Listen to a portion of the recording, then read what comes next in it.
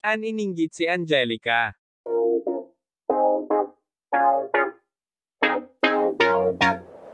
Nagpost si Ann Curtis sa kanyang Instagram ng litrato. Nagmumura ang kanyang dibdib habang suot ang expensive bra.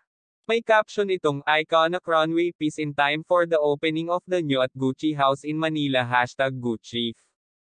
Pinusuan naman ito ng kapwa celebrities na bumilib sa pagiging hot ng aktres sa kabila ng pagiging ina. Ito ang ilan sa kanilang komento. Pia Wurtzbach, girl.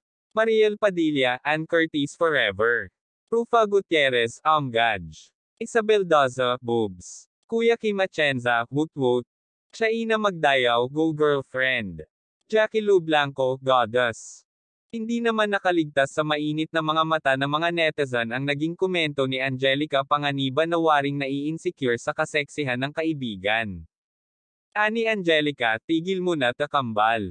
Ayoko na mainggit. Marami naman ang natawa sa reaksyon ni Angelica. May nagsabi pa sa aktres na hindi dapat ito ma-insecure sa It's Showtime host dahil hamak namang mas malaki ang dibdib nito kesa kay Ann.